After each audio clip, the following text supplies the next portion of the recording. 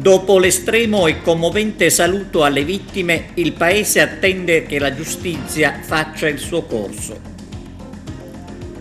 Ancora problemi per mancanza di acqua ad Agrigento e a rendere invivibile la città ci si mette anche l'Enel con i continui blackout.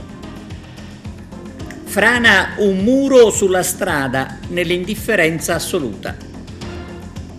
Per lo sport calcio e volley.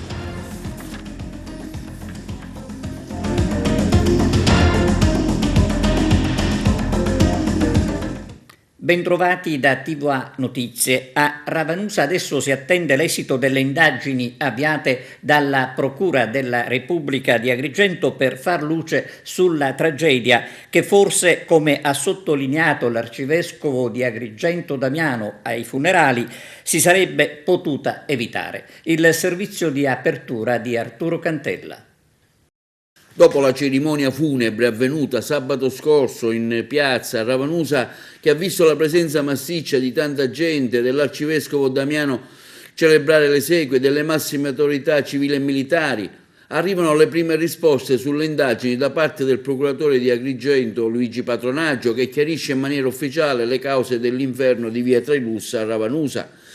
L'esplosione è stata prodotta da una bolla o camera di metano innescata da una casuale scintilla, spiega il procuratore di Agrigento. Si sta cercando di ricostruire la dinamica dell'esplosione e del successivo propagarsi della palla di fuoco e dell'onda d'urto. Viceversa, sul come e sul perché si sia creata la bolla e perfino sul punto esatto dove la stessa si sia creata, al momento localizzata al di sotto in adiacenza dell'abitazione del civico numero 65 di via Trilussa, permangono dubbi che saranno sciolti dalle investigazioni tecniche che stanno effettuando la polizia giudiziaria e sono in corso.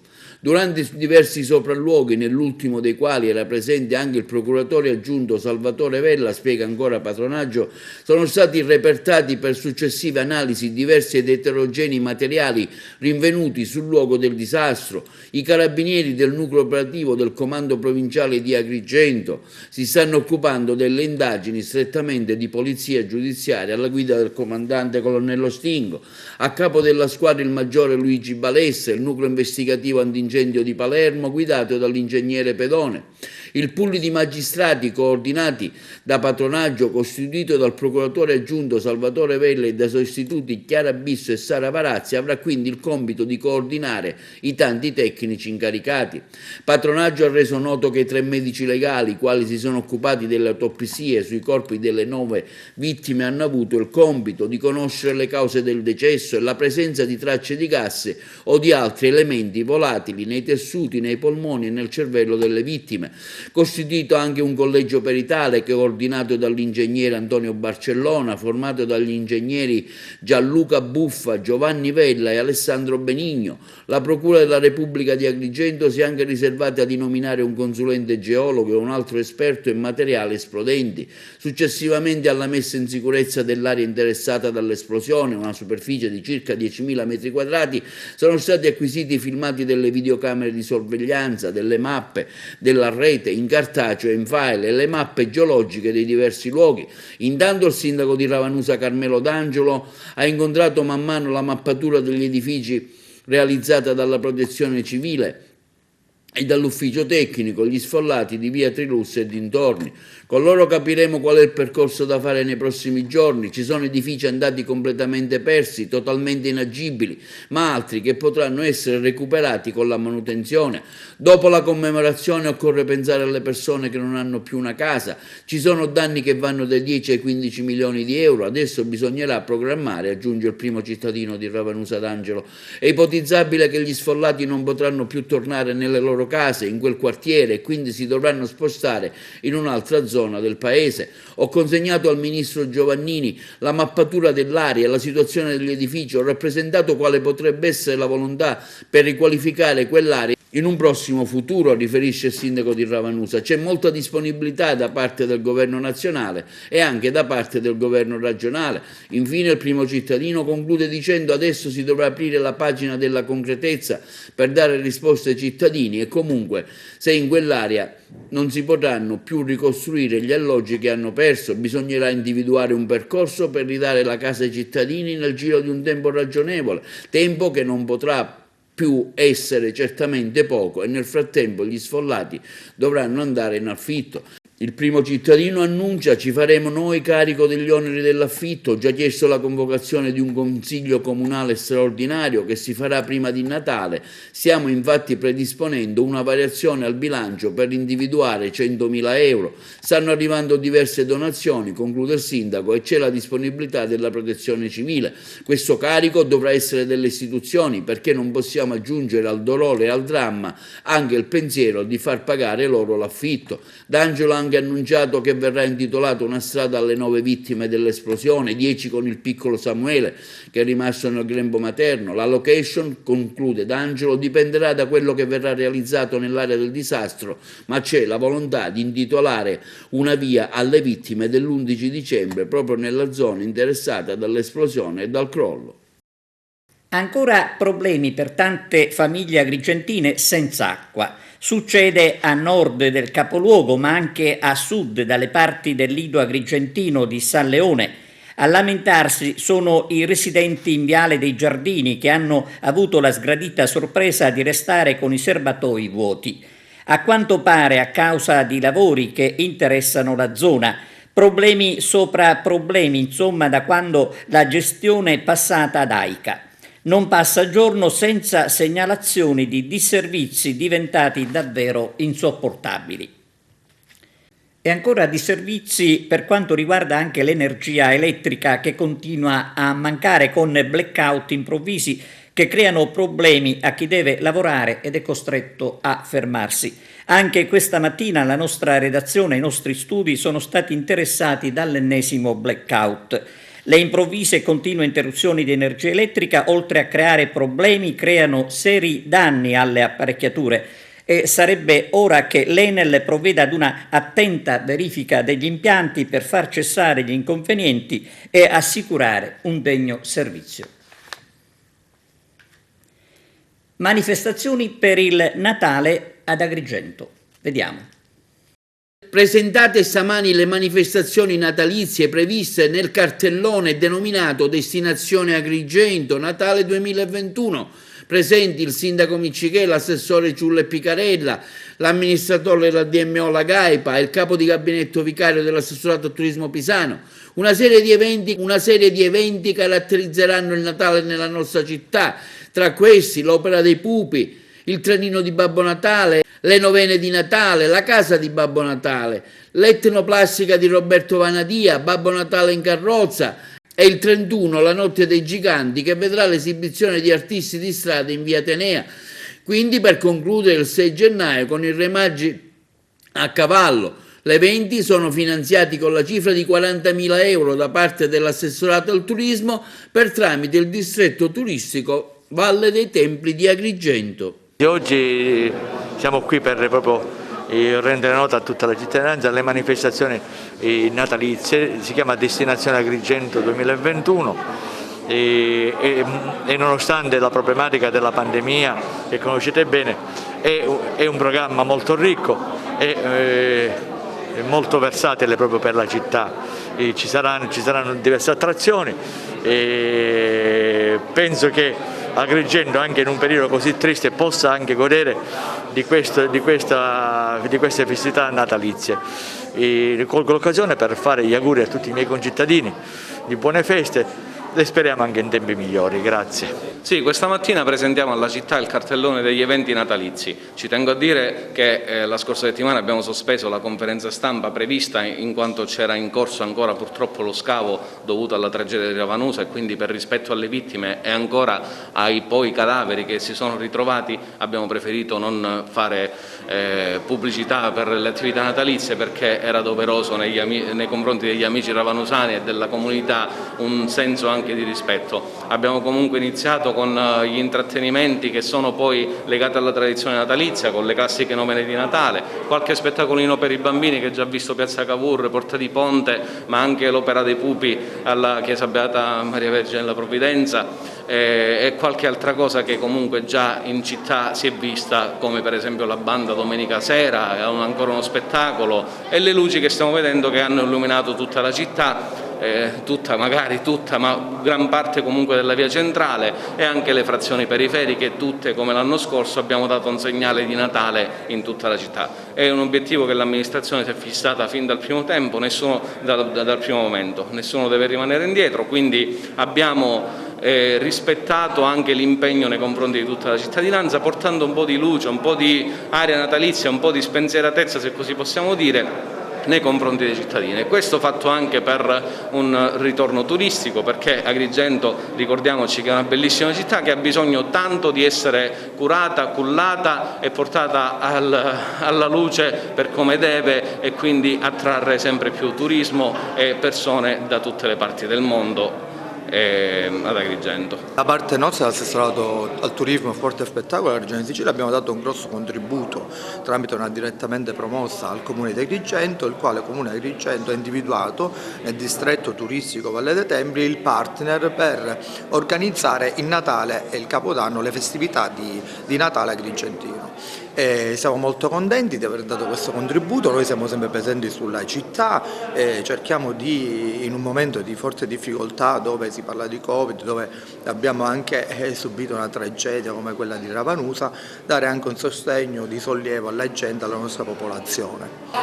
La DMO è la capofila di una ATS che si è formata proprio per consentire la realizzazione del Natale qui ad Agrigento, con le consuete difficoltà burocratiche che contraddistinguevano questo periodo. Invece abbiamo trovato questa soluzione, la DMO è in prima fila per quanto riguarda la promozione e il coordinamento, mentre il calendario è fatto da singoli soggetti. Io quello che vorrei sottolineare è che c'è stata una grande aggregazione, molta voglia da parte degli agrigentini e della comunità di dare vita a un Natale molto bello per i cittadini, e quindi c'è una bellissima forza di aggregazione che secondo me incarna in maniera veramente propria lo spirito natalizio.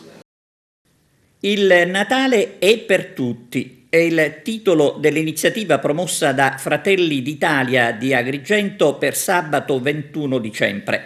Dalle 10 alle 20 presso la sede del partito in viale Leonardo Sciascia 78 al Villaggio Mosè si potranno portare dei generi alimentari da distribuire ai bisognosi in collaborazione con la Chiesa di Agrigento.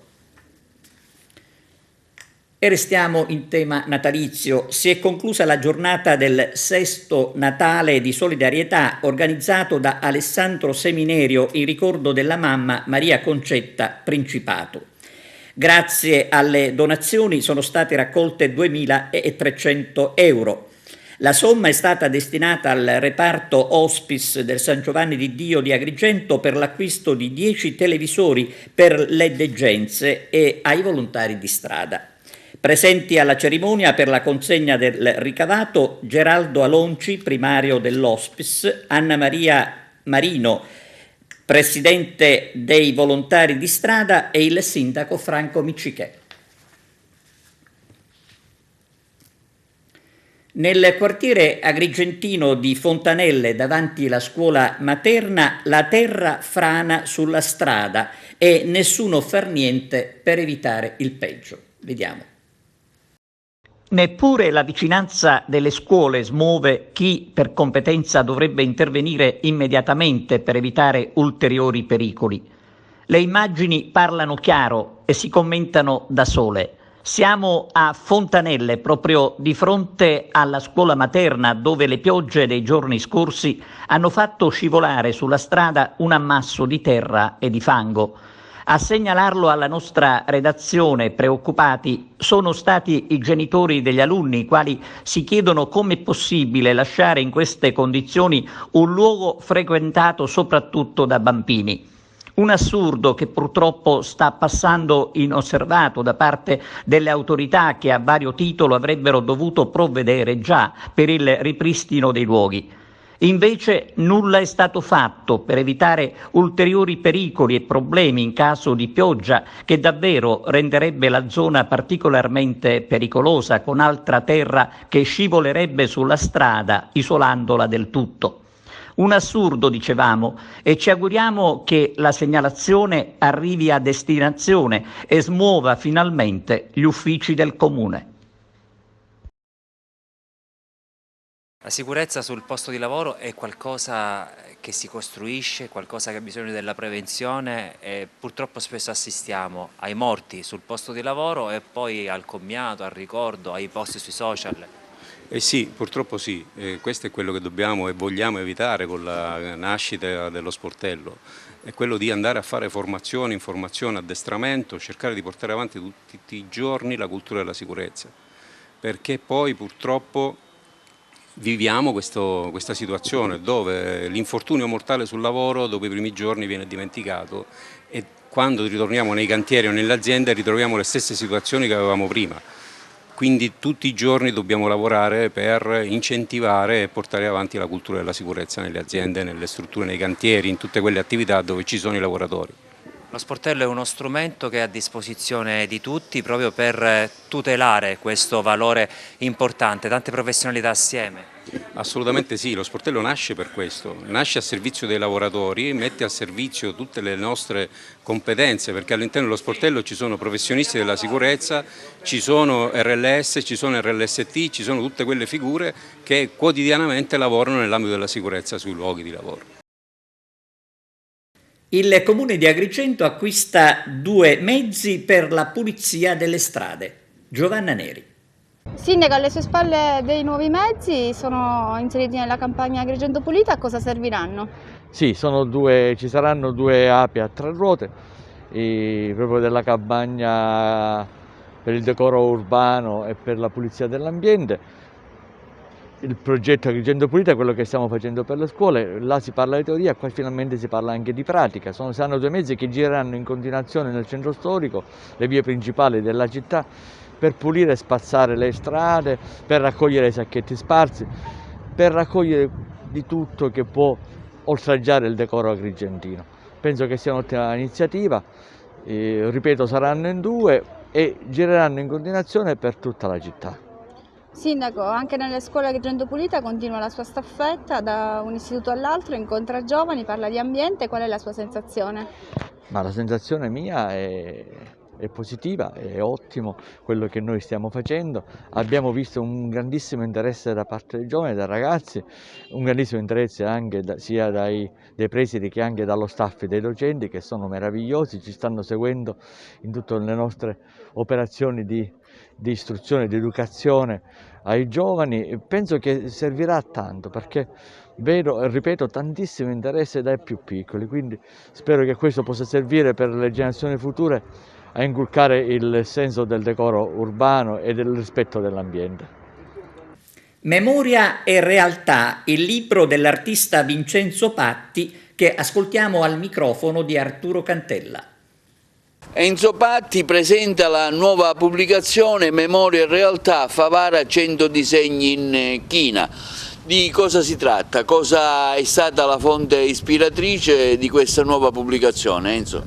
Bene, ma io credo che il titolo dice tutto. Memoria e realtà si riferisce principalmente al mio paese, che io amo tantissimo, e il libro ospita, diciamo così, 100 disegni, tutti realizzati ad inchiostro di china, che raffigurano il cosiddetto centro storico della mia città. Quindi un percorso, diciamo, assai complesso, perché insomma già il numero lo dice, 100 disegni a china acquarellata per la verità. E quindi la prefazione del libro è a cura di Antonio Patti, che poi è mio fratello, Carmelo Andinoro, Salvatore Di Marco, Antonio Liotta, Giovanni Marchica, Nuccio Mula e Dulcis Vundo e Diego Romeo. Il libro è edito dalla casa editrice Medinova, è uscito ad aprile di quest'anno e per la prima volta sta vedendo la sua luce ha visto anzi la sua luce giorno 15, mercoledì giorno 15, con una presentazione pubblica all'interno del castello chiaramontano sempre della mia città. E tutto naturalmente rispettando le regole dovute e necessarie. È stata una bellissima presentazione, credo che il libro sia piaciuto anche perché mette a nudo la realtà del centro storico che oramai, come sappiamo, cade a pezzi. Rievoca vicoli, cortili, strade, stradine di un tempo che fu. Io ritengo che questo libro, come gli altri, sia anche un libro autobiografico. Che c'entrano, qualcuno potrebbe dire, le figure con una storia autobiografica?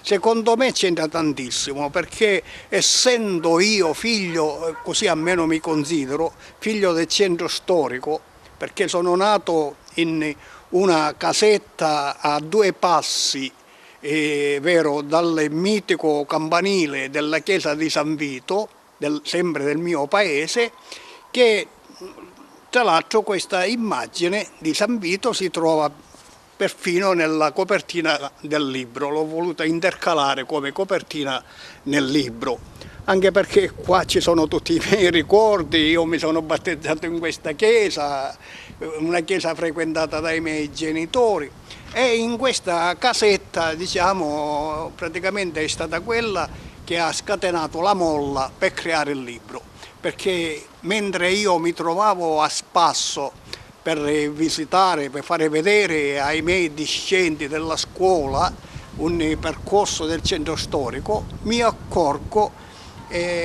mio malgrado, che questa piccolissima casa materna, fatta di ricordi e di tante cose, l'ho trovata giù per terra come un morto ammazzato. E quindi tutto questo ha scatenato in me questo desiderio di volere dare storia e vita a tutte queste cose, alle case della povera gente come me, d'altronde, perché insomma io sono del 1946 e praticamente sono nato subito dopo la guerra, dove la vita, vero, era tutto in salita, le difficoltà immense. Basti pensare che in questa casetta, che più o meno era una casetta di 30 metri quadri, eravamo ad abitare lì in tantissime persone, 6 figli, perché ancora l'altro, il più piccolo, è nato in un'altra casa, 6 figli, i miei genitori 8 e una mia zia, sorella di mio nonno, che non aveva nessuno, era signorina e quindi viveva con noi. È una casa piccolina, pensate che io, e non mi vergogno a dirlo, per riscaldarmi d'inverno preferivo andare fuori poggiando le spalle nelle case altrui, nelle case più alte, perché le case più alte rispetto a quelle piccole riuscivano, vero, a catturare il sole e io mi mettevo sempre lì. Insomma, erano dei sacrifici, per altri sicuramente ancora più duri. Quindi voglio dire, è un libro fatto col cuore, per dare sempre, ripeto, memoria a queste piccole case fatte di gesso e pietre, tutto qua. L'ex patron dell'Acragas Marcello Giavarini, con una propria donazione, ha reso possibile l'installazione delle luminarie a Licata, sua città natale. Questo è un altro gesto di grande sensibilità da parte di Giavarini. Incontro con gli studenti del Leonardo Sciascia di Agrigento. Vediamo. Il Lions Club Agrigento Host oggi propone un evento su Dante in occasione dei 700 anni della sua morte, rivolto agli studenti. Sì, anche oggi abbiamo voluto dare il nostro contributo, in questa occasione uno spettacolo coinvolgente rivolto agli studenti, perché li vogliamo fare innamorare della lettura, della letteratura ed essere fieri del nostro genio Dante, padre della lingua italiana. Gli studenti sono stati numerosi, si sono divertiti pure, si sono appassionati e grazie all'attore Gioacchino Logico che ha saputo interpretare, diciamo, recitare la Divina Commedia, ma attirare l'attenzione dei nostri ragazzi, l'evento è riuscito benissimo. Ma veramente i ragazzi mi hanno proposto la loro benevola concentrazione, la loro benevolissima presenza. Sono contentissimo. Ringrazio il dottor Gueli, ringrazio il dottor Riolo perché mi hanno dato questa opportunità e ringrazio i Lions. Lei interpreta la Divina Commedia? Proprio senza, mi consente di dirlo, leggio, come fa? Mi piace. E poi c'è da dire una cosa, l'ho trasportato anche nel nostro Agrigentino. Ora femmine beggi mascoliranno e duci piccilini, eccetera, eccetera. Dottore, lei è stata affidata all'introduzione? Sì, ho parlato brevissimamente perché non era il caso di parlare di Dante in un periodo in cui i più grandi critici ne hanno parlato lungamente. Io ho accennato soltanto che è importante studiare Dante anche se in un periodo in cui ciascuno pensa ai propri problemi, alle incertezze, agli innamoramenti, perché poi da adulti ci si pente di non averlo fatto bene. Ho introdotto lui perché Gioacchino, che si fa chiamare Guascon Gioacchino, da qualche anno ha scoperto Dante e tutta la sua vita è impostata su Dante. Si alza la mattina alle 4, il pomeriggio torna a casa e studia. Tornano a parcheggiare gli autobus extraurbani a Fontanelle, nella piazzetta dove a breve sorgerà il parco giochi l'Isola dell'Allegria. Tempo fa, grazie anche al comitato di quartiere Fontanelle Insieme, si era riusciti ad allontanare dalla zona gli autobus che si erano impossessati della piazzetta. Adesso il loro ritorno, che sottoponiamo all'attenzione della polizia locale, anche perché il parcheggio vanifica il lavoro degli artisti che hanno realizzato un murales praticamente nascosto dai mezzi. Open Day alla scuola di formazione. Ascoltiamo Arturo Cantella. Open Day oggi all'Istituto di Istruzione e Formazione Professionale Futura ad Agrigento, presentata l'offerta formativa dell'anno 2022-2023, destinata ai giovani in obbligo scolastico e formativo di età compresa tra i 14 e i 17 anni, che prevedono anche stage in azienda, apprendistato di primo livello con l'ottenimento della certificazione qualifica professionale invece al terzo anno e diploma tecnico al quarto anno. Diversi corsi presentati, quello di operatore del benessere, acconciature d'estetica, operatore elettrico di produzione alimentare, pasticcere e panificatore, quello della riparazione di veicoli a motore. La scuola è ubicata in via Dante 111 ad Agrigento. Oggi è giorno 20, facciamo il nostro Open Day per pubblicizzare i nostri corsi IFP, Scuola dei Mestieri, in particolar modo l'agroalimentare che sta andando molto bene, il benessere e il meccanico. Quest'anno sono i corsi che noi propagandiamo ai ragazzi delle scuole medie che dovranno scegliere quest'anno entro gennaio del prossimo anno l'iscrizione alle scuole superiori. L'Open Day ci sarà oggi giorno 20 e anche giorno 15, quindi tutta la cittadinanza di Agrigento e i paesi limitrofi, se vogliono, possono venire, chiaramente previo appuntamento vista le normative del Covid che abbiamo in questo periodo.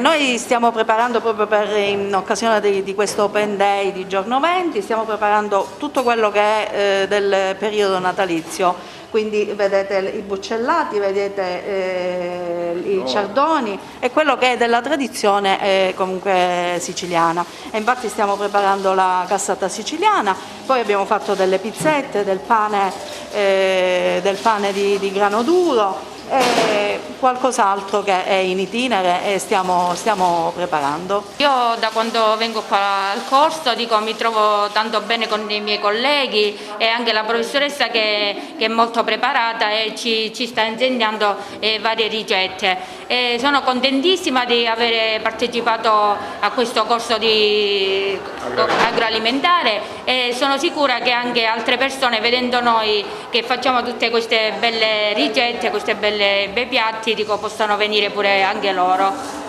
cerchiamo di formare tutti i nostri allievi e immetterli soprattutto nel mondo del lavoro, quindi loro entrano piccolini che sono 14 anni, escono già maturi per affrontare il mondo del lavoro e inserirsi già nel mondo lavorativo. Ecco, vi presento queste ragazze che sono già di terzo anno e quindi già hanno avuto un'esperienza qui da 3 anni con noi. C'è Alessia? In questa scuola io mi ci trovo molto bene, ho passato 3 anni abbastanza bene, facciamo tantissime cose, quindi vi consiglio di iscrivervi a questa scuola. Io concordo con la mia compagna, mi trovo benissimo e già dal terzo anno posso fare comunque quasi tutto. Quindi, ad esempio? Quello che comunque serve per lavorare in una parrucchieria, colore, taglio, mesh e tutto quello che c'è da fare. Al Centro Futura anche? Anche il corso di estetica, adesso vi faremo dare tutte le informazioni di una delle migliori allieve della scuola Futura, Roberta Castronova. Buongiorno, come ha già anticipato la professoressa, sono Roberta Castronovo, frequento la scuola Futura e grazie a questa scuola ho imparato tanto, sono al terzo anno e ho imparato a fare la ricostruzione unghie, il massaggio, il trucco, insomma tutto ciò che serve ovviamente per entrare nel mondo nell'estetica, essere preparati e ci apre le porte a un futuro di cui comunque tu sei entrata a questa scuola a farne parte per continuare a fare quello che ti piace ovviamente. Futura è il vostro futuro! Buone feste!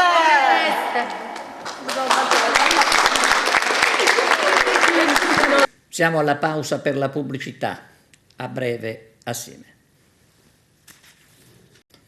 Siamo alla pagina sportiva, un commento sulla domenica calcistica da parte di Carmelo Lentini. Quella tra Enna ed Akragas era una gara molto attesa e per opposti motivi. Per la compagine di casa una sorta di prova del fuoco dopo 5 giornate di campionato forzato stop dovuto al Covid e alla nebbia. Per la compagine Tebbe invece c'era da capire se le ultime prestazioni interne con Profavare ed Oratorio Marineo, culminate con altrettanti pari ed eliminazione dalla Coppa Italia nel caso della seconda, siano stati dei momenti negativi temporanei oppure altro. È venuta fuori una sconfitta che deve fare riflettere e in attesa della ripresa del campionato che riprenderà, ricordiamo, il prossimo 9 gennaio con la trasferta di Sciacca. Per quanto riguarda la breve cronaca, inizio con un grande possesso palla per l'Akragas che quasi subito si presenta in avanti pericolosamente con una traversa colpita da Prestia a portiere battuto. Al 25esimo una indecisione difensiva biancazzurra consente ai padroni di casa di passare in vantaggio con Graziano ed è con il vantaggio nero-verde che si conclude la prima frazione di gioco. Nella ripresa si registrano delle buone opportunità per pareggiare i conti con Gambino e Leonardi, ma non si riesce a passare. Non succede più nulla e l'Enna conquista l'intera posta in palio. La classifica cambia, le distanze si accorciano, ma c'è chi deve recuperare un paio di gare, come il Canicattì. Infatti al Giro di Boa la classifica è ancora tutta da definire, anche perché ci sono diverse gare da recuperare per avere una più delineata situazione. Basta pensare che il Canicattì in questo momento, secondo un solo punto dalla vetta, deve recuperare 2 gare e poi ci sono Nissa, Castellammare, Mazzarese, Parma, Valle Monreale con una gara in meno. Ed infine proprio l'Enna, che per mettersi in linea con le altre ne deve giocare e recuperare altre 5. In poche parole, per l'alta classifica non c'è proprio nulla di definito. Per quanto riguarda le altre gare che hanno interessato le agrigentine, finisce in parità il derby molto atteso tra Profavare e Casteltiemeni, come anche quello del Gurrera tra Unitas Sciacca e Parmonval. Passa a Marineo invece con il locale Oratorio il Canicattì, mentre la Nissa riesce a raddrizzare il risultato con la Mazzarese. Infine, con un gol di Tiscione, il Misilmere vince a Marsala. Ma vediamo un po' quali sono stati i risultati della giornata. Enna batte Akragas 1-0, Favara e Casteltremini 0-0, Monreale Castellammare 0-0, Nissa Mazzarese 1-1, Sciacca Parmonval 2-2, Marineo Canicattì 1-2, Marsala Misilmeri 0-1, Mazzara Cus Palermo 1-0. Finalmente una giornata positiva per le agrigentine del campionato di promozione Girone A. Raffadale e Camarat sono infatti ritornate alla vittoria e concludono l'anno positivamente. La compagine di Nino Bellomo ha espugnato il campo del San Vito Lo Capo con un perentorio 3-5 grazie alla buona verve dei propri ragazzi che hanno imposto una manita. Di Cancemi doppietta e prima altra doppietta e curava le realizzazioni della squadra della montagna. Anche il Raffadale vince la gara interna con il Partinico Audace grazie alle reti di Giulio Castaldo e Polito.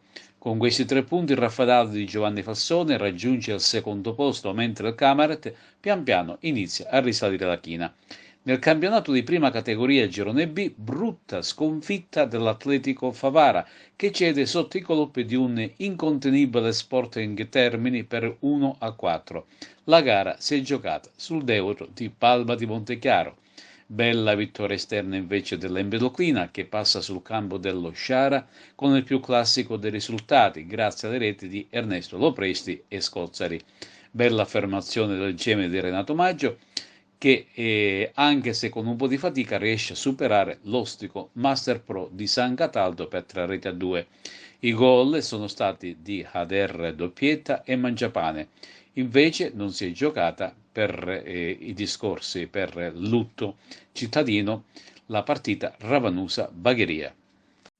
Siamo qui con l'allenatore in seconda dell'Acragas Caio. Allora, oggi non penso che aspettavate comunque una partita così, Lenna comunque vi ha messo in difficoltà e avete perso. Cosa secondo lei non ha funzionato oggi? Cosa i suoi ragazzi dovevano essere più cinici e su cosa dovevano stare più attenti?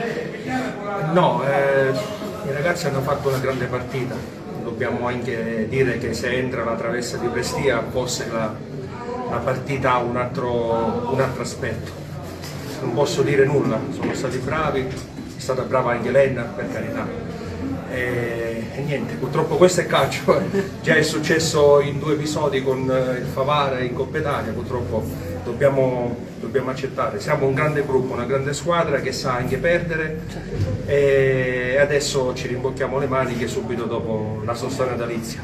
Cosa gli è piaciuto oggi dei suoi ragazzi in campo?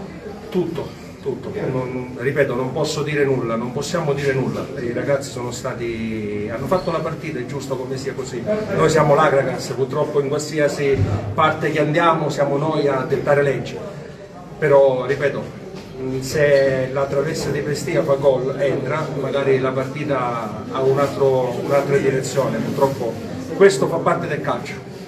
Siamo qui con il mister Sebbi Catania. Allora mister, oggi era il ritorno in campo e non era sicuramente un ritorno facile perché giocavate contro pronostico, contro la prima della classe, perché sappiamo tutti la qualità dell'Acragas, però oggi avete fatto un'ottima partita, avete creato anche molte occasioni da gol, se non sbaglio una con De Luca e una con Graziano, poi ovviamente è arrivato il bellissimo gol di Graziano, quindi oggi penso proprio che c'è solo da farvi i complimenti nonostante il mese fermi per l'inattività a causa Covid e tutto il resto.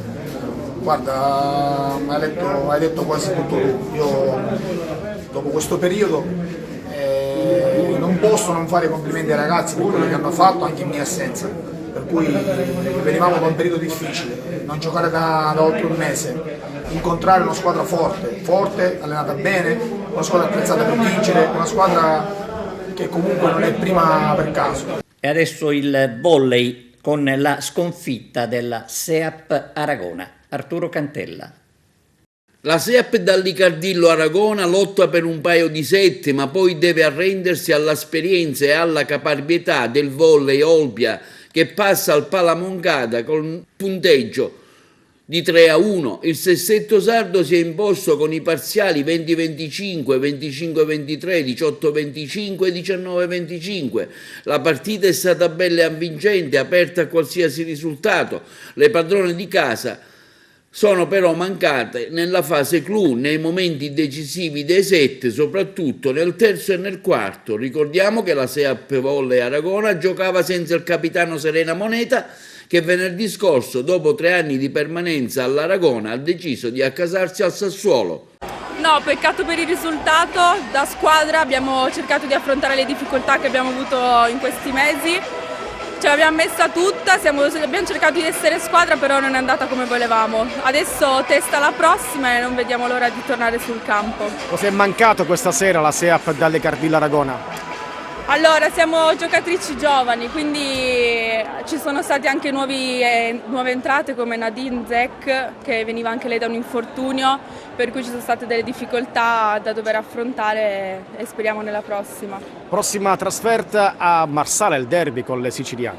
Sì, all'andata abbiamo perso qualche punto con loro e andiamo lì per vincere e portarci a casa la partita. Come stai fisicamente? Il tuo rientro come lo giudichi?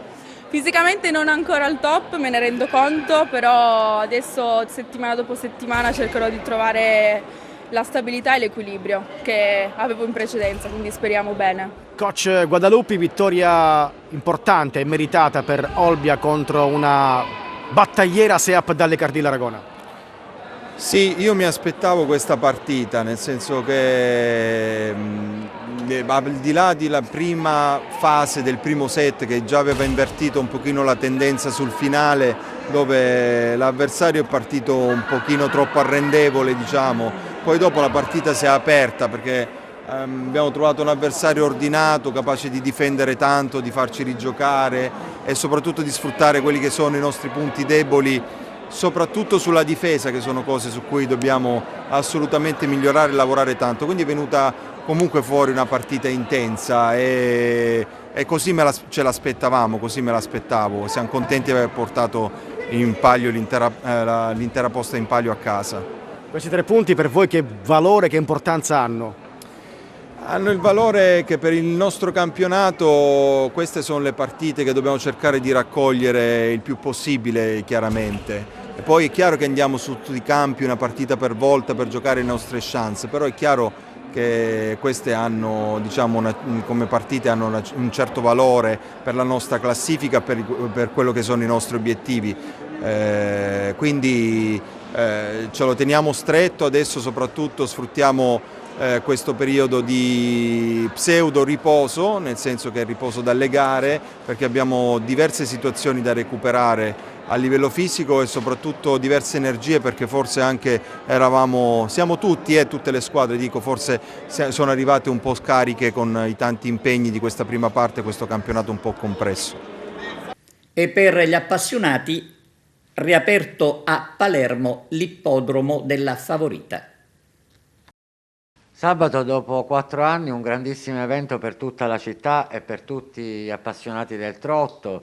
Ha riaperto al pubblico l'ippodromo di Palermo e sembra che sia stato un successo. Sì, è stata un'emozione grandissima. Dobbiamo ringraziare la SIPET e gli imprenditori che sono venuti dalla Toscana a salvare l'ippica a Palermo.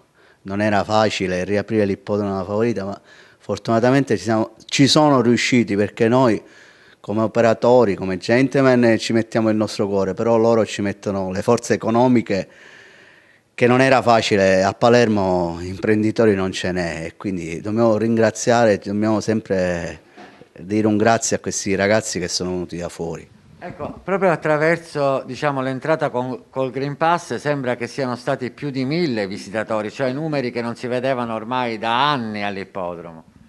Sì, sono stati, da quello che sono stati 1200 persone, l'orario di apertura è stato le 12, la prima all'1:20, grazie ai numeri del Green Pass sono stati 1200. Ricordiamoci che ci sono questi orari perché a Palermo hanno rubato tutto l'impianto elettrico delle luci e quindi si deve rifare. E quindi ci sono stati 2 gran premi bellissimi che ha vinto un palermitano e la giornata è stata bellissima, un'emozione veramente, era da 4 anni che non... Cosa significa avere dei cavalli, essere proprietario di una scuderia all'ippodromo di Palermo? Tutto nasce per l'amore dei cavalli, perché se non c'è questo e non si può andare avanti perché lo Stato paga 8 mesi, il ritorno economico ci può essere però fino a un certo punto. Siccome noi amiamo i cavalli ed è una passione più forte di noi, andiamo avanti. Ed era questa l'ultima notizia, grazie per averci seguito e arrivederci.